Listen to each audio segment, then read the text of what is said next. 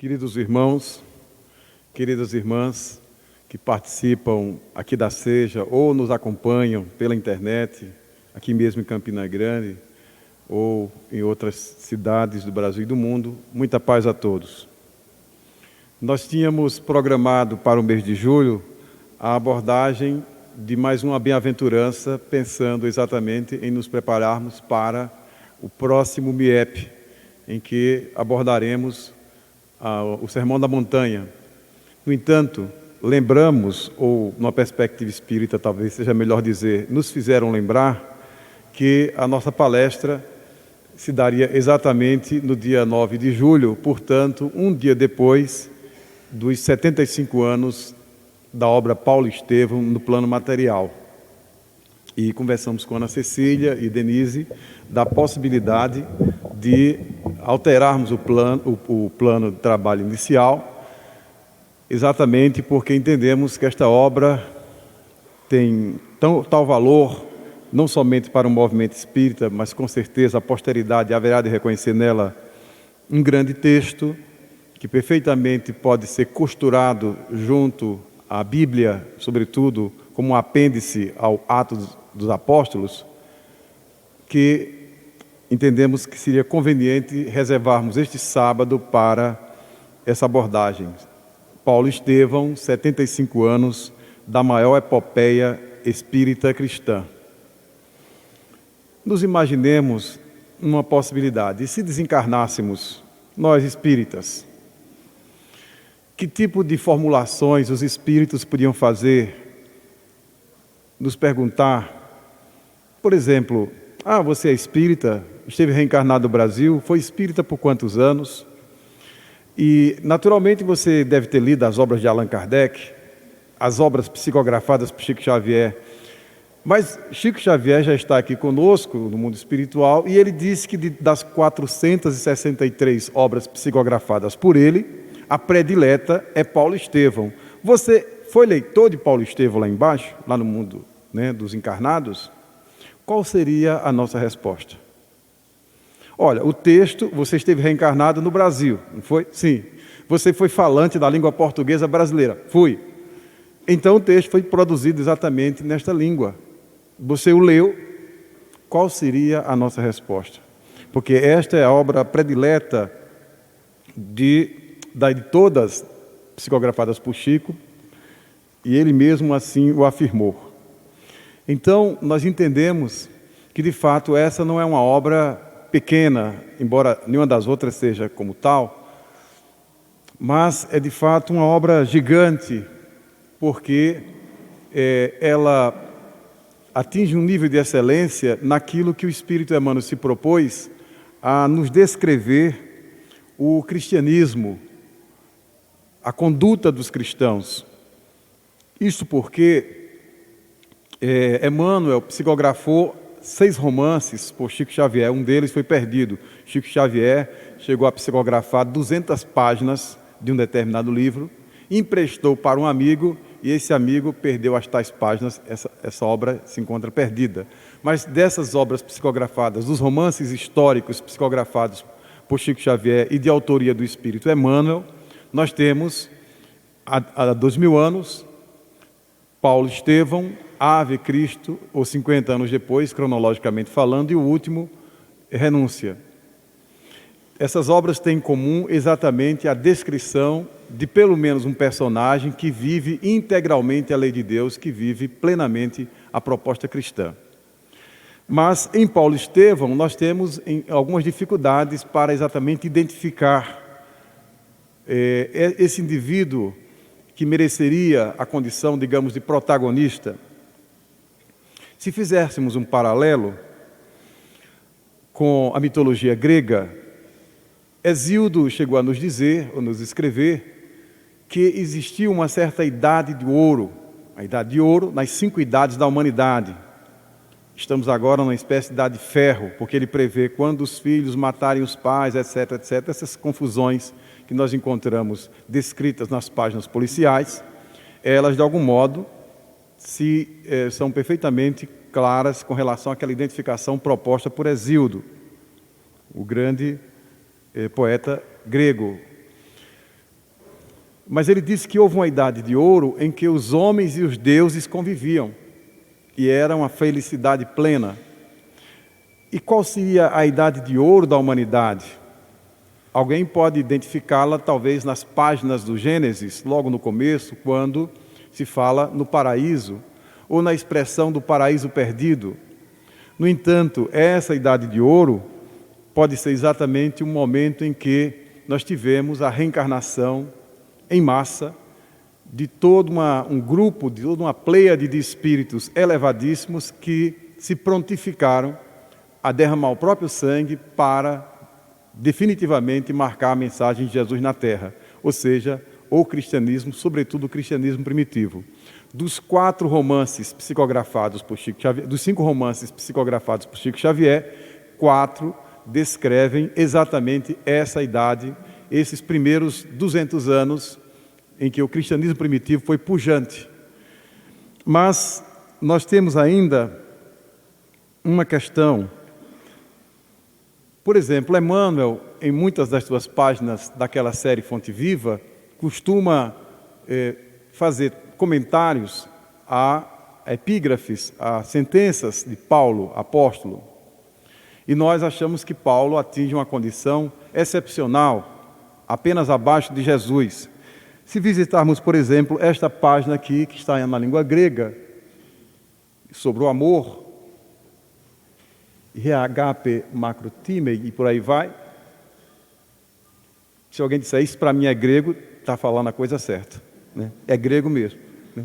Então, aqui nós temos exatamente aquela passagem, o capítulo 13 da primeira carta aos Coríntios, de Paulo. Nesses 4 versículos, ele apresenta 15 características do amor. 8, o que o amor não é, e 7, o que o amor é. É muito interessante que a pessoa, ao ler esse texto, que é considerado uma página primorosa de toda a literatura humana, nós ficamos a imaginar, mas esse sujeito que escreveu isso deveria estar extremamente inspirado.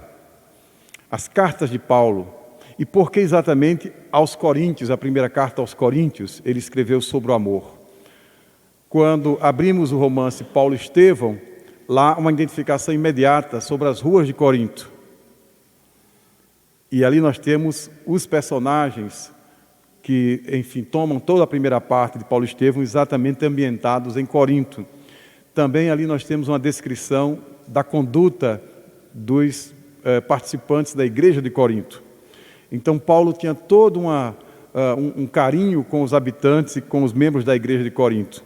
Então, quando observamos uma página como essa, passamos a afirmar, com certeza essa página não é da terra, isso é coisa do mais alto. E hoje se sabe que, de fato, as cartas de Paulo são de autoria de Jesus, não de forma direta. Jesus continua escrevendo, digamos assim, nós temos os evangelhos, ele nada escreveu, é bem sabido. Levi fez as primeiras anotações, depois os outros apóstolos, mas se sabe que Jesus continuou nos orientando através de Paulo de forma indireta, porque Paulo não conseguia alcançar Jesus, e entre Paulo e Jesus surgiu a figura daquele diácono que está posta lá nos Atos dos Apóstolos, Santo Estevão ou simplesmente Estevão. Então, para termos uma ideia da grandeza dessa figura que mais adiante vai ganhar cena nesse romance, Paulo e Estevão. O próprio romance diz isso. Algumas pessoas contestam o próprio título, porque nos Atos dos Apóstolos há uma única citação em que Estevão está relacionado ao apóstolo Paulo, uma condição bastante desconfortável para o apóstolo.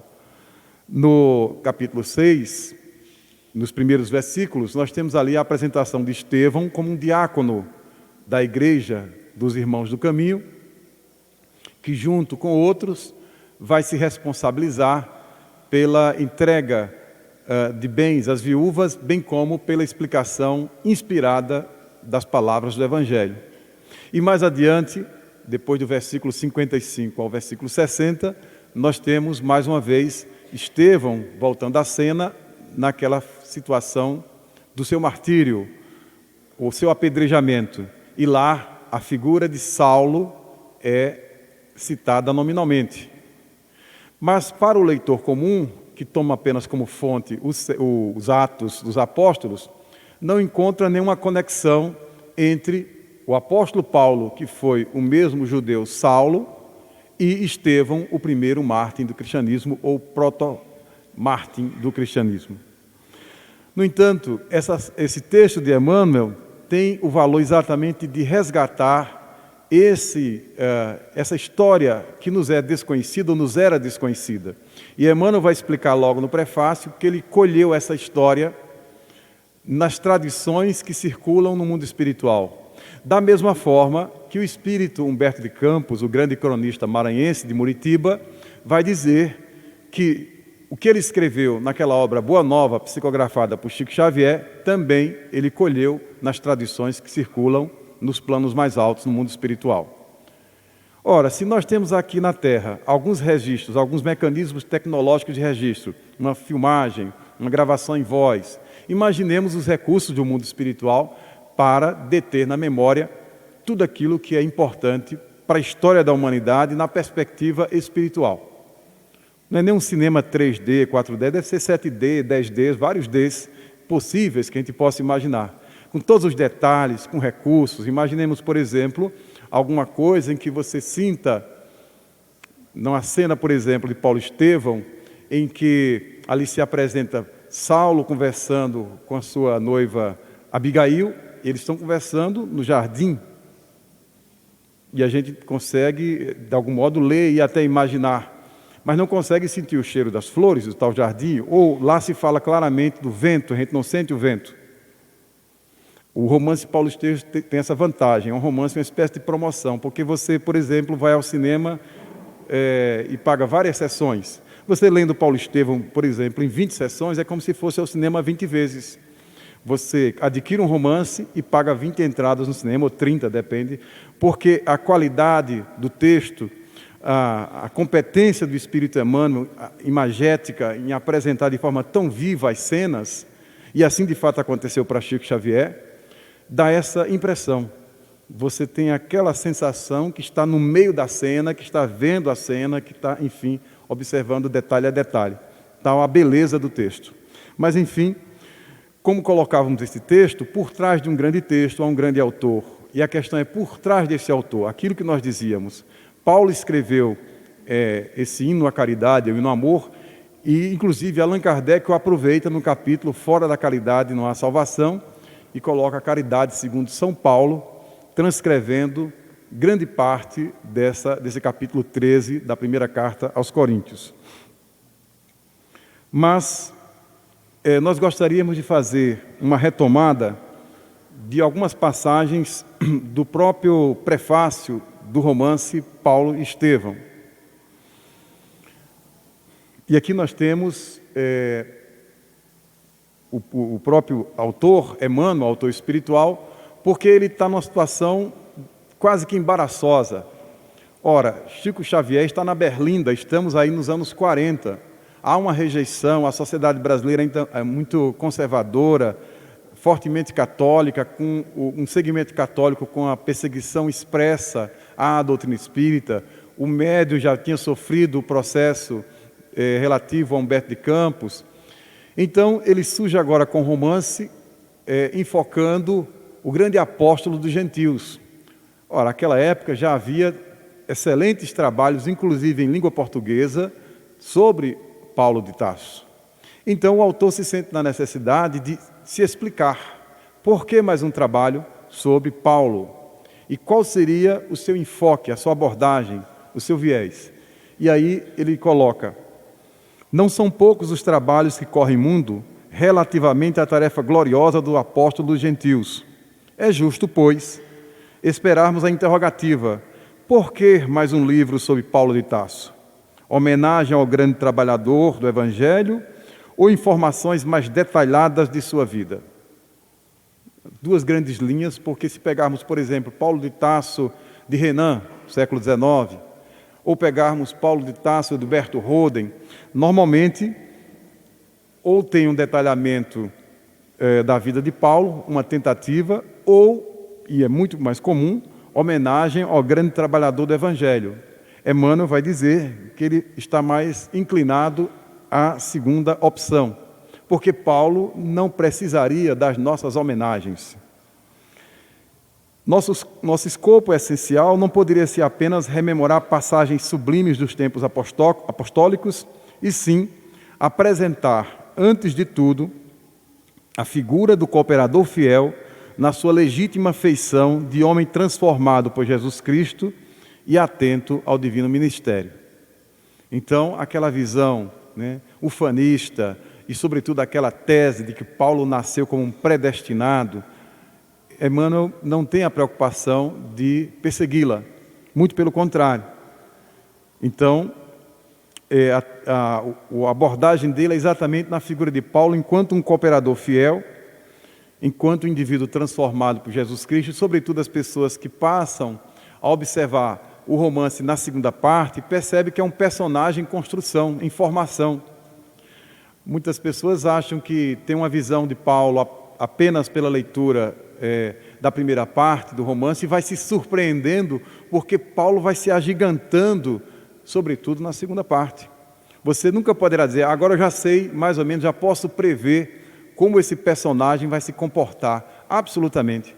É um personagem em construção, é um personagem vivo que vai extrapolando a nossa expectativa. E ainda, Emmanuel reforça a sua fundamentação dizendo: as igrejas amornecidas da atualidade e os falsos desejos dos crentes nos diversos setores do cristianismo justificam as nossas intenções. Em toda parte, há tendências à ociosidade do espírito e manifestações de menor esforço. Ora, Emmanuel não convocaria o médium Chico Xavier para produzir uma psicografia tão extensa, tão volumosa, apenas por diletantismo.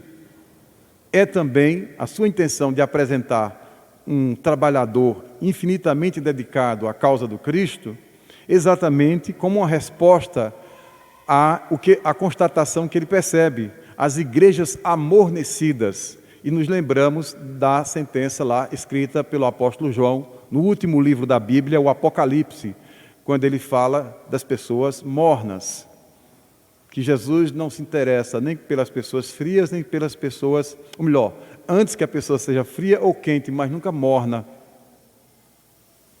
Aquele sujeito que é meio termo, sem muita paixão pela própria proposta do Evangelho. Então, as igrejas que foram ficando extremamente domesticadas, perdendo força, e o cristianismo foi perdendo o seu poder na sequência dos séculos, de alterar a história da humanidade, de interferir na história das almas, de modificar cada um de nós. Porque exatamente foi havendo uma acomodação, aquilo que no Evangelho segundo o Espiritismo se fala na árvore do Evangelho, que sofreu podas, sofreu enxertos, ou seja, as adaptações que nós fomos imprimindo na sequência dos anos, para, de algum modo, fazer com que a mensagem de Jesus coubesse nos limites do nosso egoísmo, quando deveria ser o contrário.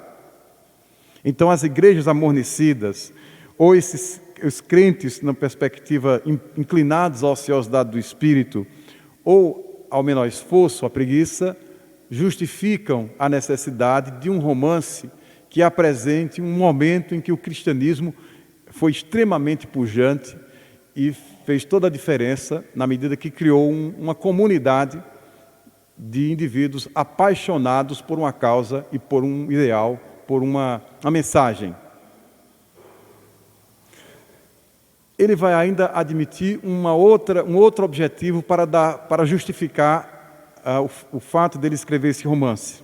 Outra finalidade desse esforço humilde é reconhecer que o apóstolo não poderia chegar a essa possibilidade em ação isolada no mundo. E nesse ponto, Emmanuel talvez seja o único, porque as biografias de Paulo de Tarso são focadas em Paulo, ou muitas vezes, quando fazem alguma justiça, aos seus discípulos, a Timóteo, a Tito e a outros, a algumas mulheres, a Lloyd, mas não colocam Paulo como um indivíduo, de algum modo, que quebra a noção do isolamento. Por isso ele coloca que o apóstolo não poderia chegar a essa possibilidade, que ele colocou antes, em ação isolada no mundo. Ou seja, aqui ele precipita a grande tese, né, que torna o romance como uma página necessária para entendermos esse quebra-cabeças do cristianismo primitivo. Quando ele afirma, sem Estevão não teríamos Paulo de Tarso. O grande mártir do cristianismo nascente alcançou influência muito mais vasta na experiência paulina do que poderíamos imaginar tão só pelos textos conhecidos nos estudos terrestres. Então, essa é a tese do romance. Enquanto outros ficam naquela perspectiva de apresentar e defender um Paulo predestinado, um Paulo grandiloquente, um grande orador, aquele que, enfim, parece ser o grande herói, que talvez tenha se construído, aqui Emmanuel coloca uma figura determinante que define a história de Paulo, que é exatamente a figura de Estevão. Sem Estevão, não teríamos Paulo de Tarso. Daí porque o espírita, ao ler o capítulo 6 dos Atos dos Apóstolos, vai ter uma visão dilatada, e sobretudo naquele episódio que dizíamos agora há pouco, do versículo 55 ao 60, ele vai entender que há uma conexão entre Estevão e Paulo. Emmanuel chega, inclusive, a colocar: a vida de ambos está entrelaçada com misteriosa beleza. A contribuição de Estevão e de outras personagens dessa história real vem confirmar a necessidade e a universalidade da lei de cooperação. E para verificar a amplitude desse conceito, recordemos que Jesus, cuja misericórdia e poder abrangiam tudo, procurou a companhia de 12 auxiliares a fim de empreender a renovação do mundo. Aliás, sem cooperação, não poderia existir amor. E o amor é a força de Deus que equilibra o universo. Então, aqui sim, o romance está justificado plenamente. Porque o romance não é apenas Paulo, porque o título do romance é Paulo e Estevão. No prefácio nós temos exatamente a primeira indicação. Ou seja, Paulo e Estevão é uma feliz parceria que exatamente faz sentido a entendermos porque o indivíduo Saulo se tornou no Paulo que nós conhecemos hoje. No apóstolo Paulo, o apóstolo dos gentios. A mais excelente parceria, talvez, registrada na história do cristianismo. E Emmanuel faz um detalhamento tal que traz ao romance alguns outros personagens que foram também determinantes na construção da psicologia do apóstolo Paulo. A sua noiva, Abigail, que exatamente é uma figura desconhecida nos cânones oficiais. Nos textos dos Atos dos Apóstolos, ou em outras fontes, não há referência a essa moça, a Abigail. No entanto, quem lê o romance, já na primeira parte, há de perceber o quanto ela é determinante na construção da personalidade do apóstolo Paulo. E mais do que isso, sendo Abigail irmã de Estevão, esses dois irmãos vão acompanhar o apóstolo por toda a sua missão. Agora há pouco, Rosângela, na sua prece, fazia referência ao programa posto pelos irmãos Abigail e Estevão para Paulo. Ali nós temos exatamente o chamado atrepe.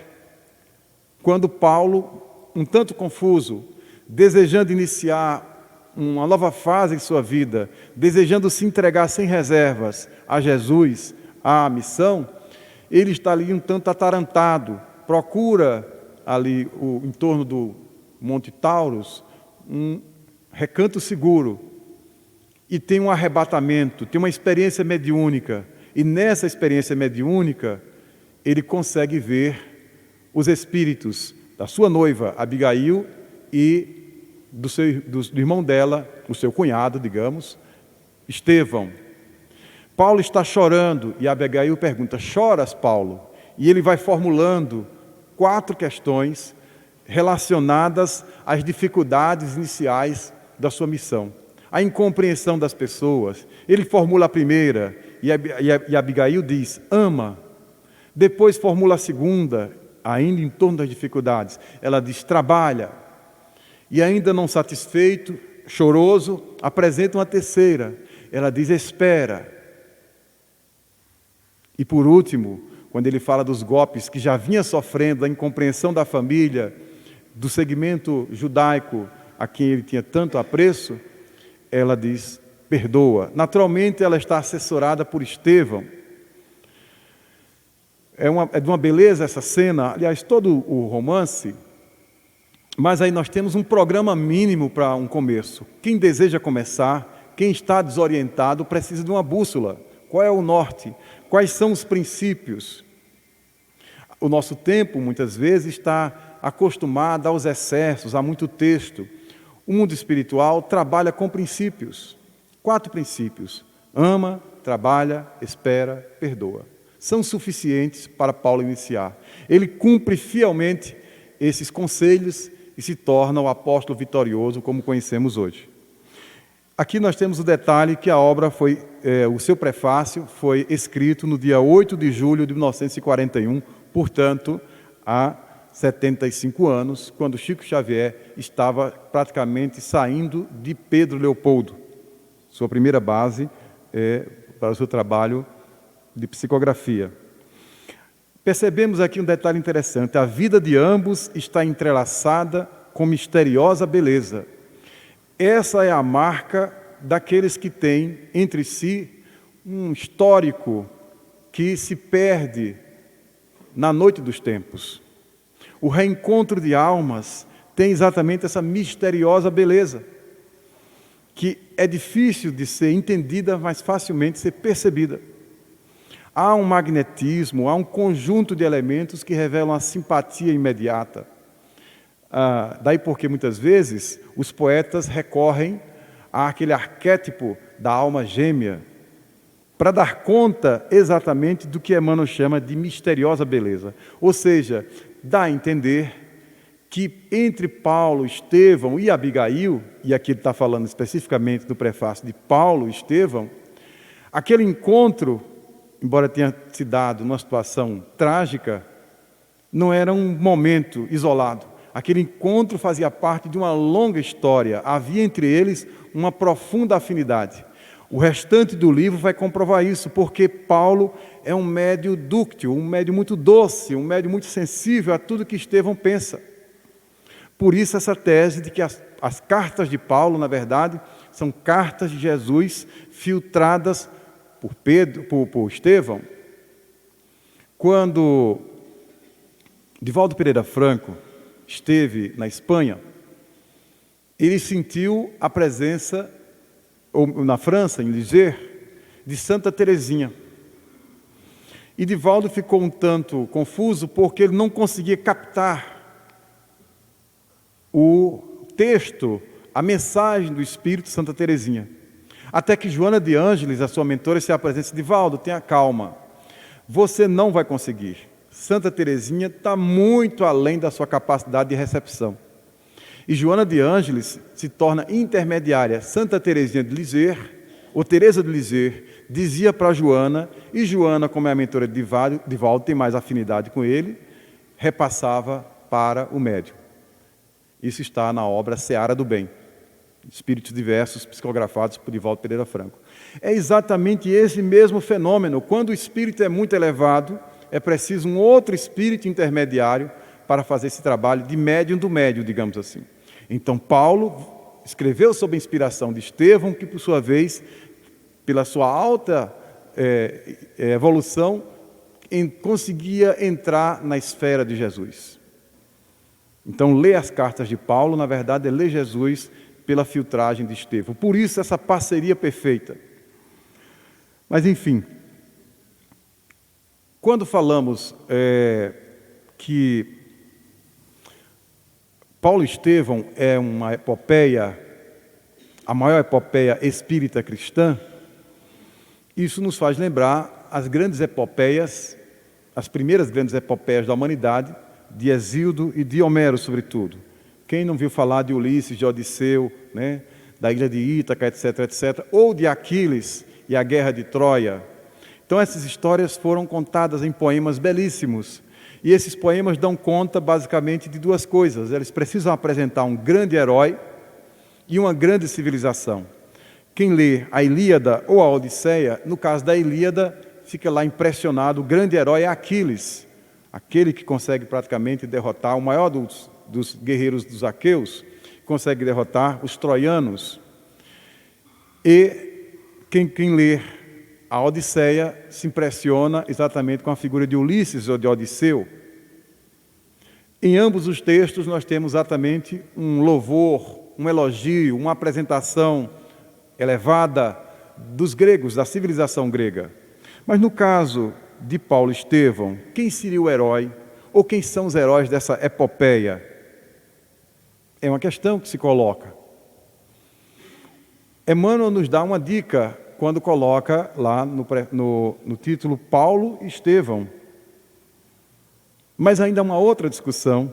Aqui nós temos nessa foto um instantâneo do filme Chico Xavier, da produção da Globo, e essa é a capa atual de Paulo Estevão. Vocês percebem que a primeira capa, deixe-me voltar lá, a primeira capa, eu acho mais bonita, do artista argentino Cecconi, essa aqui que mostra o apedrejamento de Estevão. Eu já falei isso para os amigos da FEB, da Federação Espírita Brasileira, porque nos anos 70, as capas da FEB eram em si uma obsessão, eram capas muito feias, né? Eram horríveis. Aí contrataram, acho que o mundo espiritual deve ter soprado uma boa ideia, e contrataram esse argentino Cecconi, e ele fez, assim, em poucos meses, 300 capas. Cada capa praticamente é uma obra de arte, como essa aí, né? A capa de Paulo Estevão dos anos 70. E eu não sei por que eles foram inventar essa capa de internet que é atual, né? Mas enfim. Então, quem é o herói de Paulo Estevão? Ou quem são os heróis dessa epopeia? Se perguntarmos, a Ilíada é Aquiles, da Odisseia é Ulisses, mas e Paulo Estevão? Alguém pode dizer, pergunta boba, é claro que é Paulo. Mas por que é Paulo Estevão? E se Estevão é o mentor de Paulo, enfim, quem é o maior herói? É o herói do herói. Nós perceberemos o seguinte, quem lê a primeira parte do livro, há de perceber ali a apresentação de um moço judeu, Gesiel. Gesiel, no contexto de uma família simples que vive nos arredores de Corinto.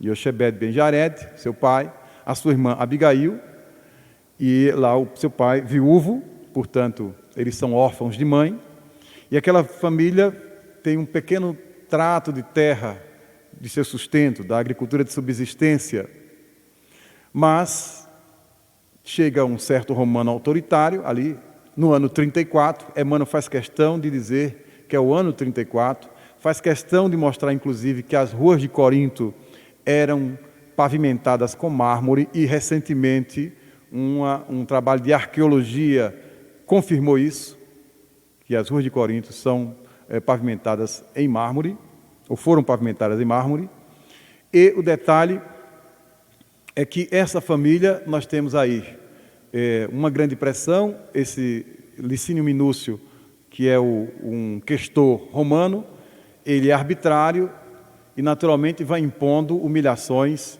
e vai usurpar, né, dentro do possível, o patrimônio dos outros. Emmanuel traça com muita fidelidade aquele orgulho nacional do pai de Gesiel, Jochebed ben Jared, ou Ben Jared, como queira.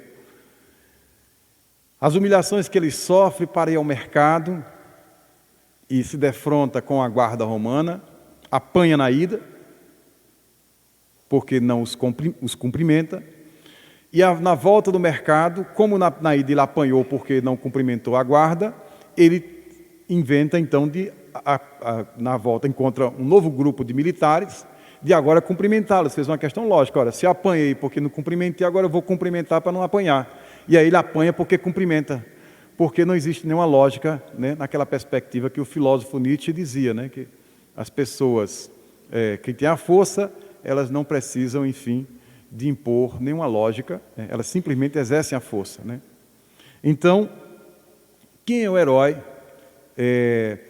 E aí, Gesiel, recebe em casa seu pai ensanguentado, porque apanhou na ida da volta no mercado, e já se percebe a grandeza desse moço ali. Quer dizer, aos 25 anos, ele é um espírito já completamente encaixado naquele papel social que ele exerce. Isso nos faz lembrar uma página do Evangelho segundo o Espiritismo, que é exatamente obediência e resignação. E os Espíritos vão nos dizer que a obediência é o consentimento do coração, da razão. E a resignação, o consentimento do coração.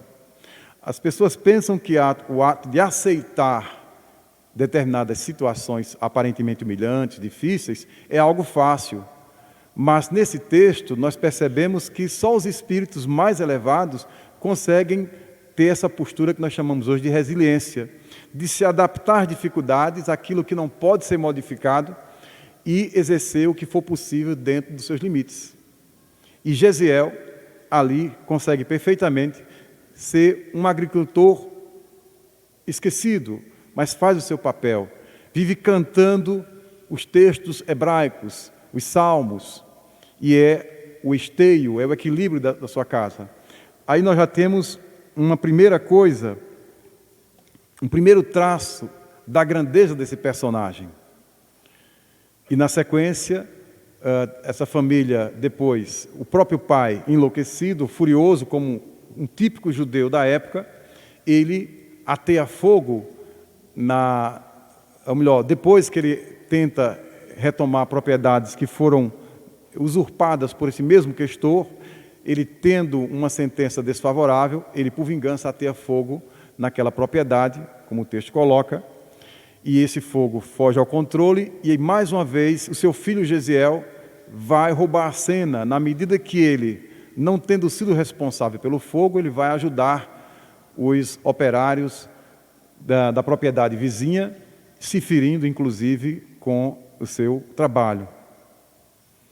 Na sequência, até um pouco antes, ele vai fazer um recurso que os judeus usaram muitas vezes, na dúvida, diante de um grande problema, para tomar uma decisão, para fazer uma escolha, sempre consultar as Escrituras de forma a esmo. Ele faz isso, toma um rolo, e naquele rolo abre exatamente a sentença que dá conta do desafio do momento.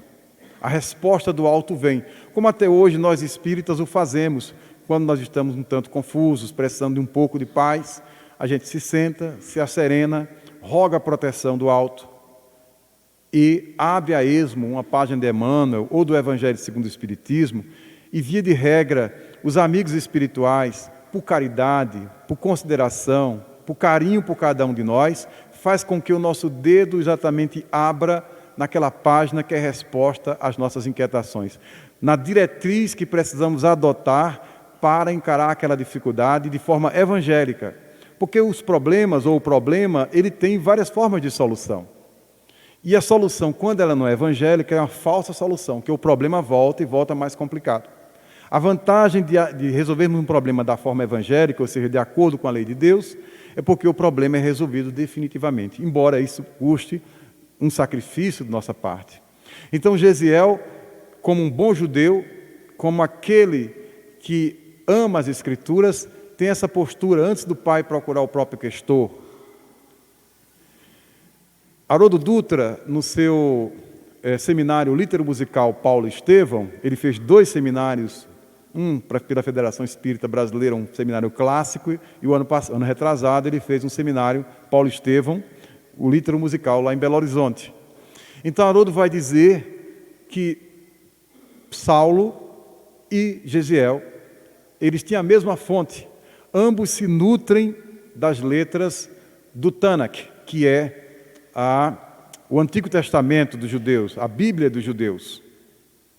Mas enquanto Gesiel toma a Bíblia, as Escrituras, como uma bússola que lhe indica o caminhar, Saulo é aquele que fica preso às tradições e não consegue avançar, não consegue ver luz além daquilo que o seu orgulho permitia.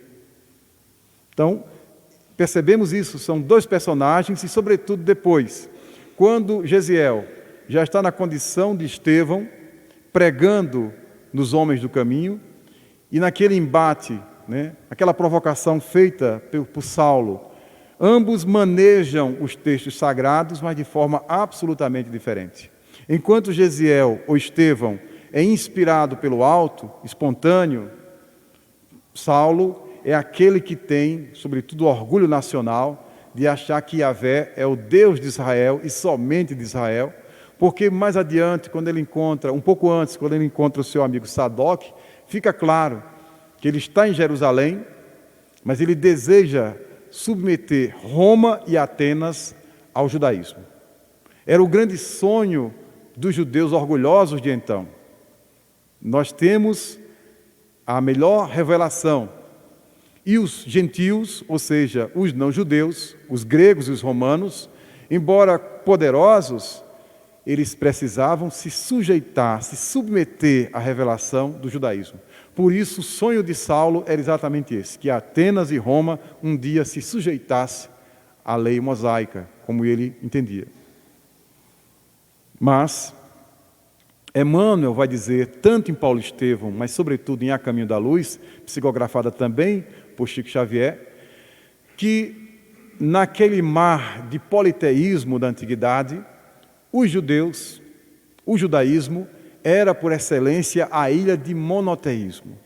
Dos grupos que vieram de Capela, que migraram para a terra, dos espíritos mais avançados, em relação à tecnologia, ao nível evolutivo da Terra, que foram exilados de Capela, porque lá, de algum modo, tinham muita evolução intelectual, mas ainda tinham problemas morais. Desses grupos, o mais adiantado em termos de entendimento da figura de Deus era exatamente os judeus ou o judaísmo. E eles tinham convicção disso. Enquanto os romanos, os gregos e outros povos, os babilônios, os sírios, tateavam nos seus politeísmos, o judeu tinha aquela convicção do Deus único.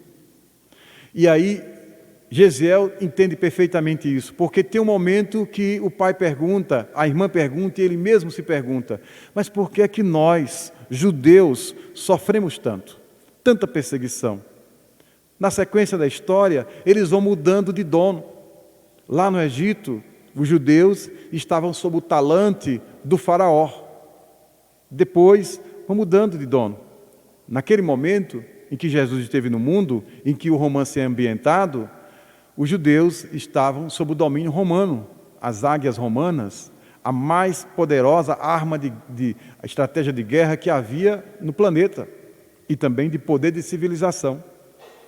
Então eles se perguntavam, por que nós sofremos tanto? E Gesiel tem a resposta, porque somos espécie de irmãos mais velhos, nós precisamos sofrer para ensinar às outras civilizações, aos nossos outros irmãos mais novos, o amor que temos pelo nosso Pai. Essa é a tese. Via de regra, o mais evoluído paga o alto preço da renúncia na convivência com os mais atrasados. É lei da vida. Quantas pessoas ficam reclamando, mas lá em casa eu acho que eu sou a pessoa mais madura, sou eu que mais sofro, os meus irmãos não me entendem, minha mãe não entende. Você é o mais evoluído, pague a conta agora. É lei da vida. Quem é mais evoluído tem mais capacidade de sacrifício, de renúncia, etc. Está tudo certo. Você queria que fosse o contrário? Que os menos evoluídos entendessem o mais evoluído? Não é possível. Então Gesiel tem esse entendimento, por isso ele é um resignado. Enquanto o pai é inflamado, Yoshebed e Yared é um inflamado, ele é tranquilo, ele sabe exatamente o que está fazendo no mundo. Então, voltamos à pergunta do herói, e à medida que a gente vai lendo a primeira página, a primeira parte do livro, e Emmanuel tem essa estrutura nos seus 5 romances, ele tem uma primeira parte e uma segunda parte. Desde há 2000 anos até Renúncia.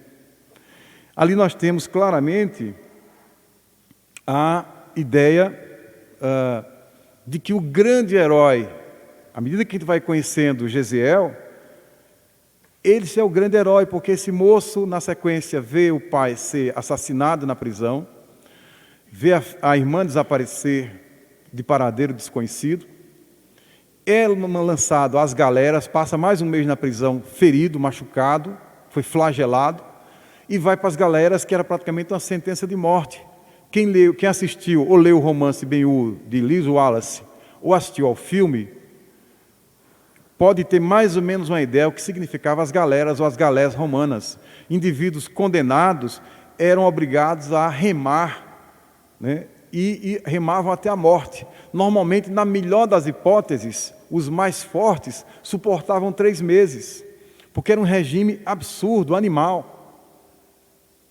Era exatamente era uma espécie de pena de morte. Você vai para as galeras, pronto. Todo mundo já sabia que não voltava mais.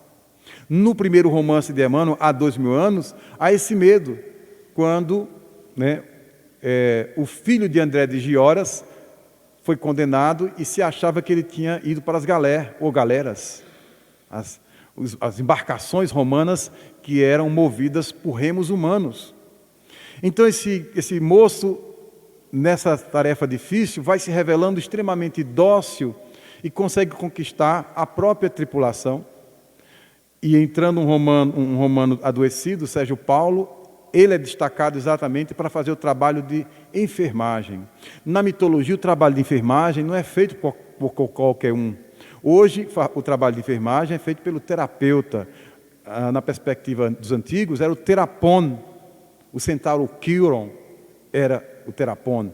Aquele que cuida, terapon é aquele que cuida, o cuidador. É aquele que deita azeite nas feridas, que tem um carinho especial que não é até muitas vezes visto no médico. Então Gesiel se torna o terapeuta daquele romano e recebe, depois ele próprio adoece, quem leu o romance sabe disso, ele adoece e recebe aí a possibilidade de, entre a vida e a morte, ganhar uma nova perspectiva em sua vida.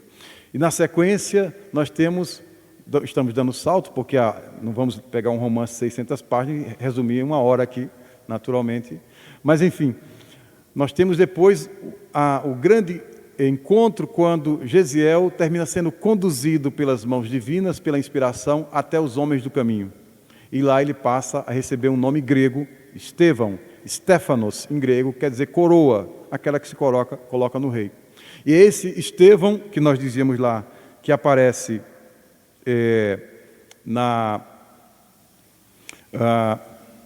nos Atos dos Apóstolos, que se torna o diácono, que se destaca o mais inspirado orador dos homens do caminho, que é o nome primitivo para o cristianismo, e é esse homem que na sequência vai se tornar aquele que se torna o primeiro mártir. Essa não é uma questão menor, porque sabemos Jesus tem o seu périplo pelo mundo e nós sabemos o que reservamos para ele. Mas, se não fosse o martirológio, se não fosse os mártires, o nome de Jesus não estaria escrito na história. Por isso, houve uma mobilização do mundo espiritual para que toda uma leva de voluntários reencarnasse, movidos pela coragem, para dar o testemunho de sua própria vida e confirmasse, ratificasse e reforçasse a mensagem de Jesus. Esses são os mártires. Policarpo de Esmirna e outros tantos. Os próprios apóstolos, na sequência, foram sacrificados, foram martirizados. Mas o primeiro mártir é exatamente Estevão. Por isso é o proto-mártir. Quem será o primeiro? Aquela história, olha, todos vão morrer de forma dolorosa. Mas quem é o primeiro da fila? Porque o primeiro é quem dá a motivação, quem dá a coragem para os demais. Então, para termos uma ideia da grandeza desse indivíduo. Por isso, quando nós falamos de herói, imaginemos aqui, Albert Einstein, no dia do sepultamento, do velório de Mahatma Gandhi, que durou praticamente uma semana, o velório, ele chegou a afirmar: futuras gerações dificilmente acreditarão que tenha passado sobre a terra, sobre a face da terra, em carne e osso, um homem como foi Gandhi. Porque as figuras excepcionais, a gente diz, não acredito. Quando a gente começa a ler a biografia de Gandhi, sobretudo aquela Esta Noite à Liberdade, de Dominique Lapierre, que moveu o cineasta inglês para construir aquele filme de 3 horas sobre Gandhi, quando a gente percebe esse indivíduo não pode ser um comum. Então, para termos uma ideia, puxamos um paralelo com Emmanuel. E Emmanuel vai dizer, na obra Ave Cristo, quando ele está falando sobre uma outra figura proeminente, irmão Corvino, ele vai dizer, dificilmente à distância dos séculos, poderá alguém perceber com exatidão a sublimidade do cristianismo primitivo. Então, figuras como Gesiel e Estevão, como Paulo de Tarso, como Pedro, como irmão Corvino, como Célia, 50 anos depois, como Lívia, há 2000 anos, como Alcione e Renúncia, a gente diz, não, essa figura não pode ter existido. Mas a intenção, qual é a de Emmanuel em apresentar esses heróis, digamos assim? Exatamente aquilo que Platão previu na República. Os heróis da mitologia, os heróis cantados por Homero e por Hesíodo, eram modelos de comportamento para as crianças. As crianças eram educadas tentando reproduzir o que os heróis faziam. O próprio Aquiles foi o modelo para o grande Alexandre, filho de Filipe. Então, a ideia é essa. Quando nós lemos os romances de Emmanuel, ou quando a gente lê Paulo Estevão, é exatamente se impressionar, admirar a conduta de Gesiel e Estevão, e mais do que isso, dentro do possível, buscar imitá-la, porque esse é o propósito do autor. Aqui nós pensamos uma passagem do Evangelho segundo o Espiritismo, do Espírito Lázaro, psicografada em Paris, 1862. Lázaro, quando escreve sobre a lei do amor, capítulo 11, amai o próximo como a si mesmo, Allan Kardec pinça essa mensagem de Lázaro, ele escreve o seguinte: quando Jesus pronunciou a divina palavra amor, os povos sobressaltaram-se e os mártires, ébrios de esperança, desceram ao circo. Agora fica mais claro entendermos porque Lívia, por exemplo, foi sacrificada, porque Estevão não titubeou exatamente na defesa dos princípios, o seu amor a Jesus. Esse grupo de mártires, exatamente, eles estão dando conta, estão respondendo a uma convocação de Jesus. Quando Jesus pronunciou amor, os mártires responderam e imediatamente se propuseram a entregar a própria vida por esta causa. Aqui nós colocamos Estevão nos Atos dos Apóstolos, como nós dizíamos, é o mesmo Gesiel da primeira parte do romance. Nós entendemos que a figura de Gesiel e Estevão atravessa todo o romance, inclusive o final. Tem algumas pessoas lendo, a professora Elizabeth já lendo, Denise já leu muitas vezes, né, Denise? Denise é daquelas que fica lendo e relendo, como Sueli Caldas Schubert, porque aquela ideia de que o Paulo Estevão é um clássico, e um clássico você não lê, você tem que estar dizendo, eu estou relendo, né? Então, quando vamos avançando, e naquele desfecho belíssimo do desencarne de Paulo em Roma, ali nós percebemos que Gesiel, mais uma vez, vem acolher o grande apóstolo dos gentios na sua despedida do mundo físico, sendo, de algum modo, tendo sua cabeça decepada por um soldado romano. Então, por todo o livro, exatamente, a figura de Paulo recebe a companhia de Gesiel ou de Estevão. Daí porque, de fato, fica mais fácil entendermos essa história como uma epopeia. Podemos, na melhor das hipóteses, colocar como Paulo e Estevão como os heróis, ou o herói do herói, na verdade, aquele que inspira o herói, que é Paulo, que é Gesiel, é Estevão, então o herói pode ser, o grande herói pode ser o próprio Gesiel, aquele que é intermediário entre Paulo e Jesus. Mas fica o nosso convite para que a gente possa efetivamente, aqueles que já leram a obra, voltar a se emocionar com ela, e os que não a conhecem, aproveite a reencarnação. Aquela questão que formulávamos no início da nossa palestra. Se desencarnássemos hoje, muito provavelmente o mundo espiritual perguntaria: você está chegando da Terra? Então, com certeza, você deve ter lido Paulo Estevão. Mas como assim? Nós mandamos esse livro há 75 anos, já está lá, em língua portuguesa brasileira, a sua língua. Vai ser muito embaraçoso a gente dizer: olha, eu até conheço a capa, mas quando eu vi aquele volume de 500, 600 páginas, eu pensei, vou comprar um romance fininho assim de 50, né? Aqueles de aeroporto, que eu leio de um só fôlego. Portanto, nós não podemos adiar essa experiência sublime de ler e reler Paulo Estevão. Quem ler Paulo Estevão não se torna um leitor comum e não permanece o mesmo, porque é um livro que efetivamente mexe profundamente com a nossa visão do mundo. Que Jesus e que Estevão nos ampare, e Paulo hoje e sempre.